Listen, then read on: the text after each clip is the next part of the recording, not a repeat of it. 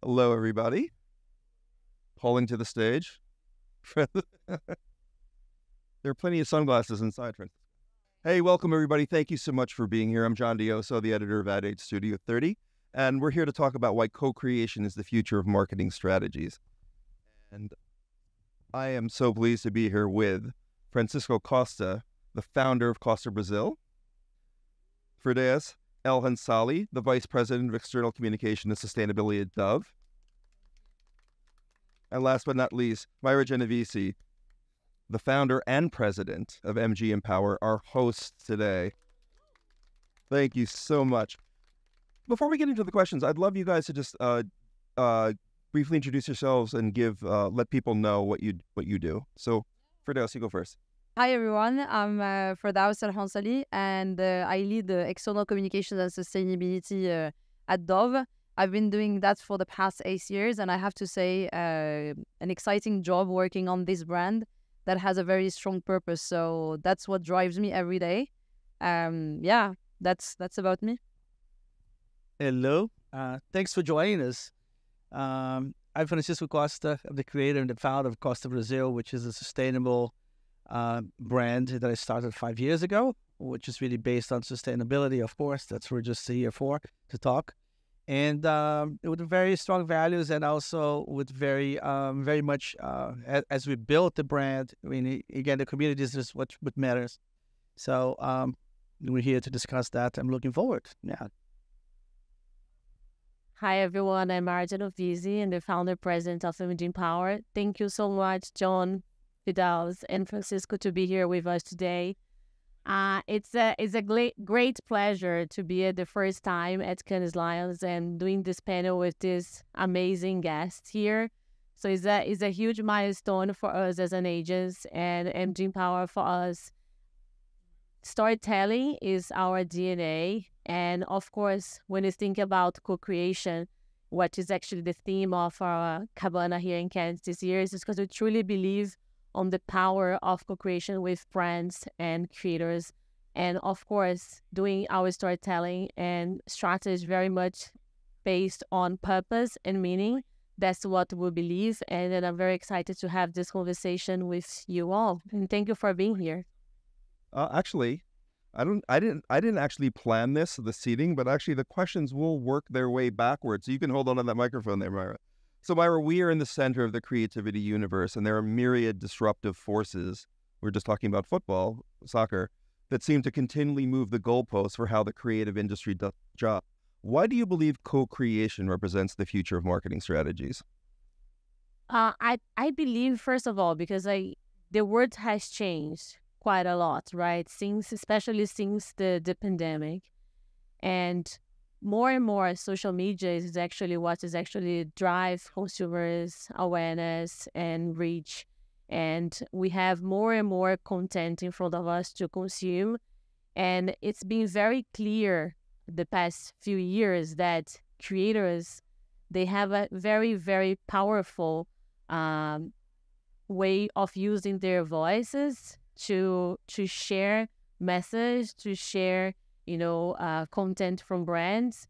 And today, as a consumers, we believe in peer-to-peer, right? So it's much easier for us to actually, the people that we follow on social believe in what they're saying and what they're selling, because there's the trust of us as a consumers to actually, we follow people that we trust, right? And when we think about co-creation, is not using but collaborating with creators to actually engage with their community, because the community of the influencers is what we wanted to type in, right? And they're the ones that can help brands to get the right message across the brand, across the product. And more creators are adding more and more values to the brand and the way we consume and the way we communicate. And we see a lot of examples of brands that are co-creating with creators and adding not just creator, but the consumer. Now there's a new, way of co-creation that's not just about creators and the brand, but also adding consumer into the equation as well, into the formula. And that's when we build a powerful storytelling that can get more of the trust of the consumers and also the creativity, right? Because the creators, they are creators for a reason, right? Right. So we're lucky to have a couple of brands on the panel with us right now, actually. So if you want to pass that microphone to the man next to you, you're right. Costa, how has co-creating played a role in growing and marketing Costa Brazil, which is dedicated to sustainability, you said? It's interesting because it has played a huge role in the inception of the brand. We have co-created from the get-go, since I've been in fashion for quite some time. My whole life I've been in fashion at Calvin Klein and what have you, 14 years. And then when I decided to do Costa Brazil, which was very much, creating what we think, creating alone in that sense, inspired by your centers out there, I never expected really that as I'm developing the brand and going to the group and really understanding what the story of the ingredients or how would I go about it? So I ended up with the Waimanawas, which was a tribe in the west coast of the Amazon, which we just changed the narrative and the direction of really how to start the brand. So it's a different type of co-creation, but it was so unique for us from the very beginning, having their participation and us acquiring their knowledge and really working with them almost like as a long-term, as true partners. So there was a great example of how to transition, for my years at Calvin, which co-creation didn't exist. It was almost a co-appropriation of talent instead of actually co-creating with the talent. And here we saw there was really a moment which was really seminal for something new, and I think that's how we lead our participation, our communication, and also our way to collaborate with talent. So we very much, the inception of Costa Brazil really was about co-creation. What has been the response of the customer base to that type of co-creation? Is it overwhelmingly positive? It's overwhelmingly positive because, there's one thing there that's truth, authenticity, which I even hate to speak about authenticity because it became such a no word. But it was just the other A word can this year. Yes, and the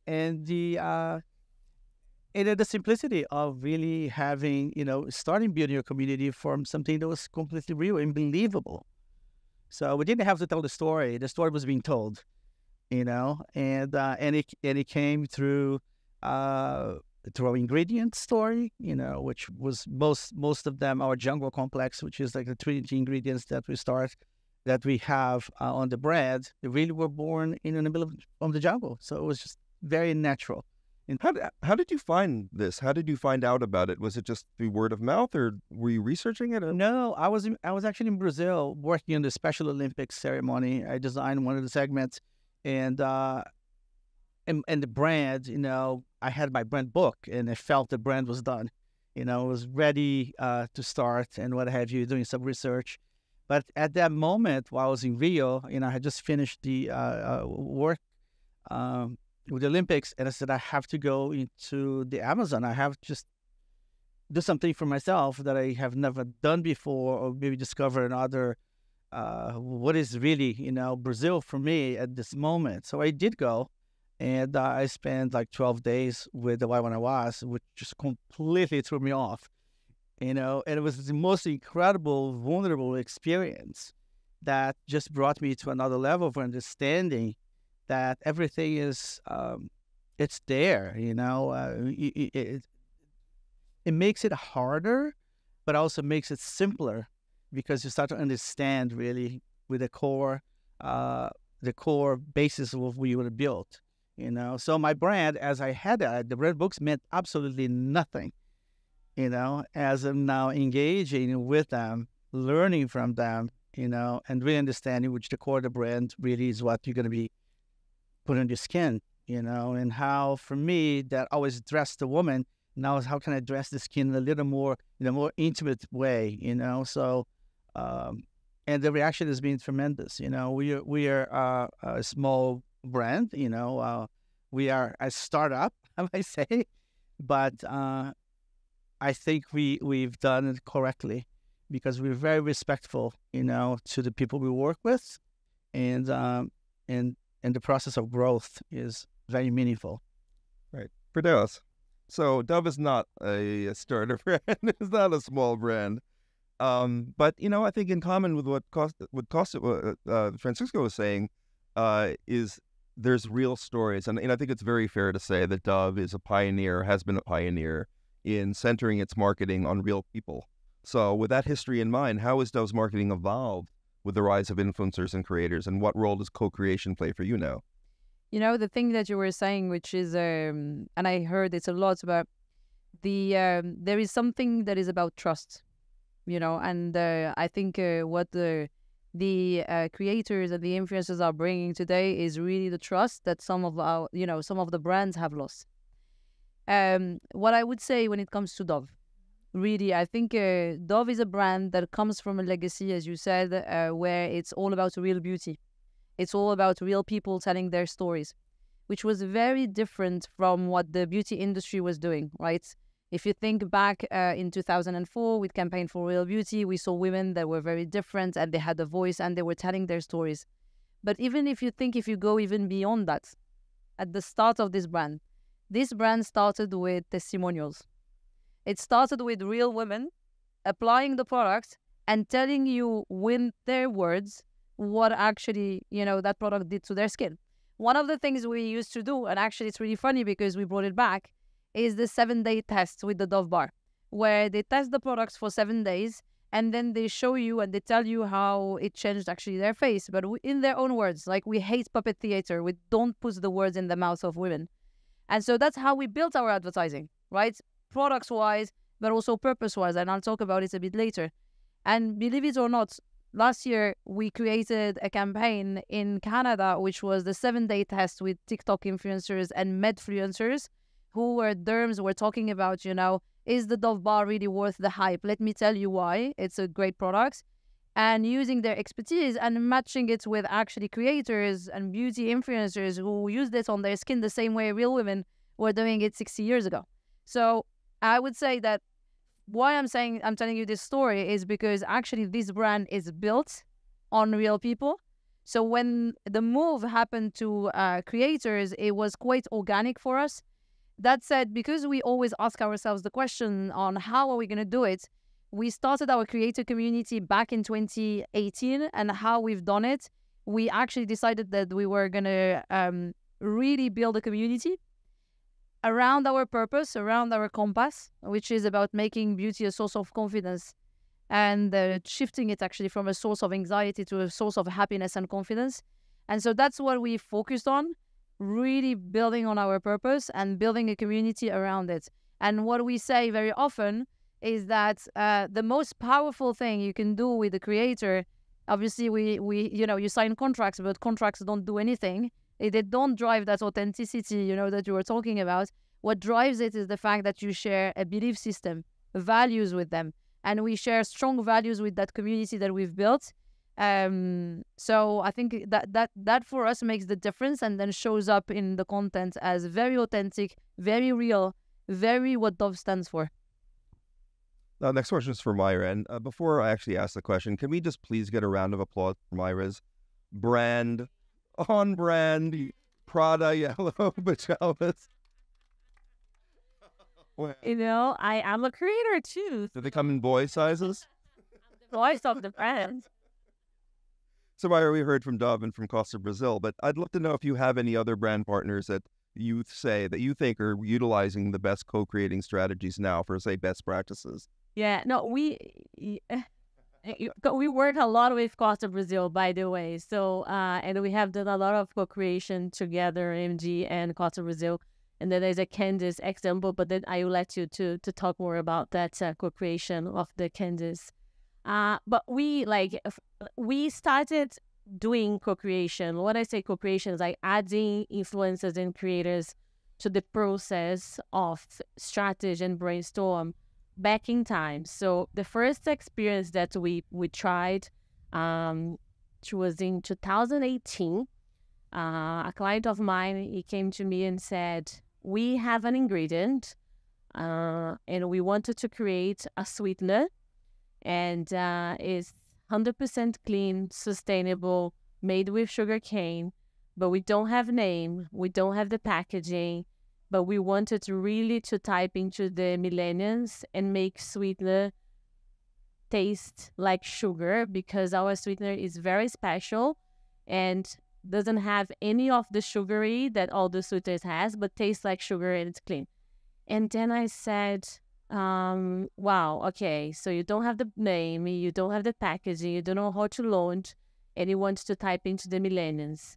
So I went back home and I started thinking, that was 2018, and I said, the best way of trying to actually create this brand is trying to bring the millennials around the table and co-create this brand with them. And then I remember when I proposed that to that client, he was just like, but we need, marketeers. We need, like people that will have an understanding of how to build a brand. I was like, no, maybe we can do that as well. So we can mix creators, we can mix consumers that consume sweeter, and also real people that don't consume a sweeter for some of the personal reasons. Plus, we can bring some specialists, and maybe we can do an experience of like 3-5 days where we're going to get together, be around the table, and co-create this together using all the, the people and the elements that we need in order to co-create this brand. And he accepted the challenge, and that's what we did. We did an immersive experience for 5 days, and we wanted to find a location that we're not going to have any noise around the world, like noise on the day-to-day social media, and like a place that will be very peaceful for us to concentrate and focus. And we didn't let anyone to come with their phones throughout the process. They will be allowed to check their phone like throughout the day, 10 to 15 minutes. And that was the first experience of where we got a brand and creators to co-create a brand. So the brand today still exists. It's called Piri Cane. So they sell at Amazon, and they sell in a lot of supermarkets in US, Walmart and Target. And when you look at that brand, it was not just one agency or one marketing director. So all the traders that participate in the process, and we did that twice. We did one in Brazil because we're launching in Brazil, and we did another one in US just to make sure that what we have created in Brazil will resonate in US. And when we did in the US with the creators in the US, then we have to adapt because some of the message and the narrative that we created in Brazil won't resonate there. And it worked. So we launched the product, and throughout the process, we launched the website, the social media. Today, the brand is doing really well. And that's when I thought, okay, so this is actually how it should be. Like when you're creating a brand or when you're launching a product, why not bring into the table creators that can help you and guide you? Because at the end of the day, they are the ones that we're going to end up collaborating with to create content, and their community, they know their community much more than we do. And this is one example, but we start applying that to many other brands. And then there's another one called Stripes. It's a brand from Naomi Watts. She launched it 3 years ago, a menopause brand called Stripes.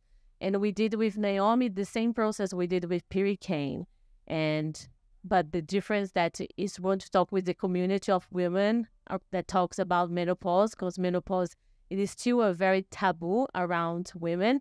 And that's what Naomi wanted to disrupt it in the market. It's like, how can I create a brand where women will feel confident to talk about menopause? And how can we create this community and empower this community to talk about it? And that's what we did. We co-created Stripes from the beginning to end, and the brand is doing really well today. Real people, right? Real people, indeed.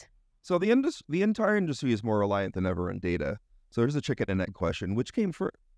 The brand purpose that identified the community that you want to co-create with, or the customer data that revealed the passion for the brand and its value? So loudly and clearly, the co-creating with them seemed inevitable.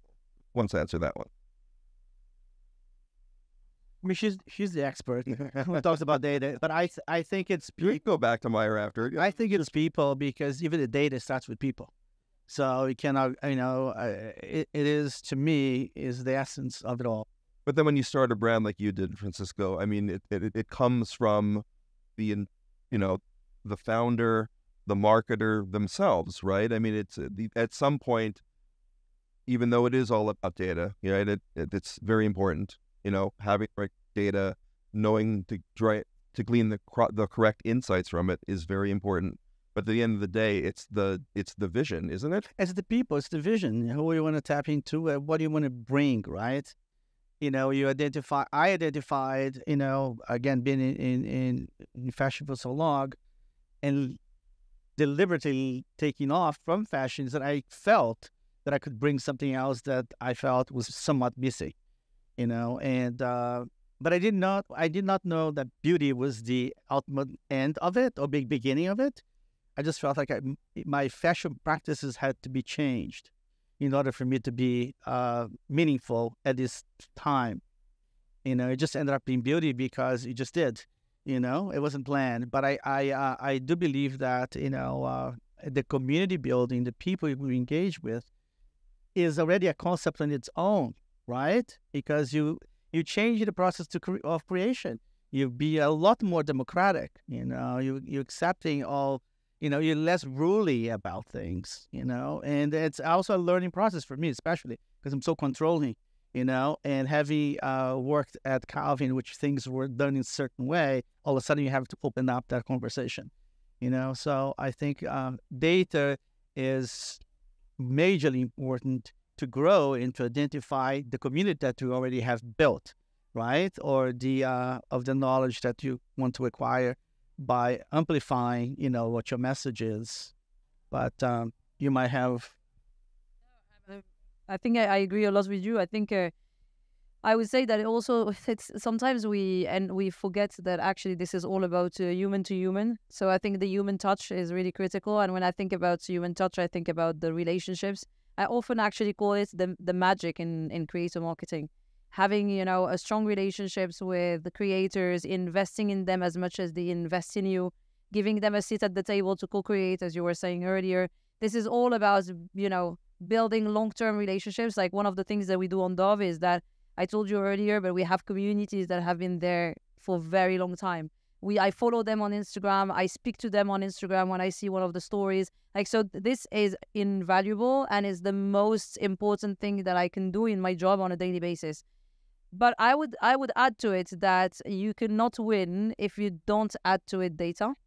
And that's what I call the science, getting the insights, understanding, being able to capture insights at a very early stage. Yeah, of course, there is following, talking to people, etc. But data gives you a possibility to capture them at scale. If you remember Dove, actually, obviously, I was talking about real people and real women and how we connect with them, we speak to them, we let them say the story even before actually social media, suddenly appeared. It still started with that big insight that said around 12 countries, only 2% of women identify and say that they are beautiful, identify themselves and, as beautiful. And that fact, that insight that came obviously from data, enabled the campaign for Real Beauty to become this big, awareness campaign that shows that, this is not just one story. It's actually a multitude of stories. It's a lot of people around there, a lot of women and girls not feeling confident because, there is pressure in society, and it's actually that 2%. And then we even analyzed that data again another year, and we saw it was just 4%. So we saw that it was not evolving that much, and the industry needed to do a big job. So I'm going there because for me, in the end, I can see that the relationship, the conversation, the listening, everything that comes out of the human touch is critical. But you need data, you need insights, you need the science to be able to understand where you're going, what are your KPIs, especially with creator marketing, what are your objectives and how you're going to hit them, but also finding the right audience match. Because the creator, but you need to understand if their audience is relevant, to your... You can have a first gut feel, right? But you need to understand if it's the right match. And actually, data does help a lot. So for me, it's magic and science together. It's the unlock. My next question is, since one of the greatest benefits of co-creation is that it gives people, well, you just mentioned this, a seat at the table. It gives people outside the normal cohort, the brand agency creator cohort, a seat at the table. In other words, your customers actually have skin in the game. So which of your campaigns would you say represent that ideal the best? And what were your key takeaways? Speaking of KPIs. I think Aroma, we just launched a fragrance last October, and basically took it to the streets, right? We just went out and we asked people to be part of it, to tell us what aroma really meant to them, what color did they saw or they smelled the fragrance, and in the deeper level, also we using digital science, we contacted the Monell Institute in Philadelphia, which are experts in fragrance and scents and what have you, and they also came with a whole another layer. So the campaign was extremely successful because the campaign was the collaborators, the people. So and today, but it's not uniquely so, also because at the same time we did an extended campaign with Zane Phillips, which is a young actor, which again organically got introduced to. We met, and he took it to the next level, right? Following that, which towards the end of last year, we also had a campaign with another friend of ours. All those people I'm talking about, they actually really love the brand. Candace Norpearl, who actually brought the conversation to a completely different audience. So I think it's important that we actually diversify, right? And keep it trying, different venues so we could actually, hit the right spots. So Aroma was a great campaign for us. Yeah, I'll actually give you an example from Dove, but also from one of the other brands that I work with at Unilever. One, obviously, is Dove. We launched, as I've been talking a lot about our purpose, we launched a campaign. Before we launched the campaign, what happened is that it was over the weekend. We were on TikTok because, we work with creators and we work on social. So we're there, and it's already like I was talking to a few marketeers yesterday. It's already like, a first commitment is being there and listening to them. And so we saw a lot of our community creators that we've been working with challenging a filter on TikTok. And that filter is called Bold Glamour. Bold Glamour literally, actually, in a weekend, had 15 million users. And that filter takes it to another level. It's not creative play. It's not funny. We know the impact these things and toxicity in social is having on young girls. It was literally actually transforming the face. The reaction that we had was literally, I don't have my phone with me, but I was with Lindsay from the team, and Lindsay actually sent me first a video of her with that filter. I said to her, I'm sorry, Lindsay, this is not you, this is not you, this is not you. I got a massive shock. Then I said, okay, I'm going to do it. And I did it, and I took my phone and I said, I can't look at it. This is not me. This has nothing to do with who I am. And I'm showing a version that does not exist to young girls that are going to actually feel the pressure to look like that when this is wrong. So we said, look, we can't let it happen. So we saw the community reacting on the platform and saying the same thing. This is not me. What is this? Like really reacting with visceral reaction to it. And so we said, okay, we stand for no digital distortion. We have decided 20 years ago not to distort our advertising. We've been actually going all in with influencers around no digital distortion. The influencers we work with don't digitally distort their materials. And so they said, Dove, what do we do? And we reached out to our teams. In 48 hours, we created a campaign inspired by the creators called Turn Your Back to Bold Glamour. And we said, we're not going to give you our face to distort. We're going to turn our back to you. And so here you are, 73 creators in 48 hours turned their back to it. And we had 2 talents on the red carpet. It was like literally the red carpet, like we spoke to them on Friday, but on Saturday, like on Sunday, there was the Oscars, and they turned their back to the filter and they said it also out loud. And it shows you the power of community. So what I can say from that campaign, a few things. Long-term relationships, a community that shares the same values would have never been possible if it was transactional. And the third point is that, we trust our creators to bring also creativity to us. We listen to them, and actually they shake up creativity. We're a brand that's been, creating big campaigns for many years, and like we the shake up happened because of the creators bringing their own creativity to the table. And, the Turn Your Back to Bold Glamour became very trending out there. So that's I think because I've been talking to a lot, I'm not going to go into the second example. If we have the opportunity, I'll tell you later. We're getting the signal to wrap it up. It's such a great conversation. I didn't even get to all the questions. Are there any questions in the audience before we say goodbye? Does anybody want to ask anything? No? Well, I just want to thank you guys. This was a terrific conversation. Thank you so much. Thank you so much, John. Francisco and Maira. And thank you guys for coming. Thank you. Thank you so much. That's been great. Thank you for being here in this hot weather. Stay cool, everybody, and have a great rest you can.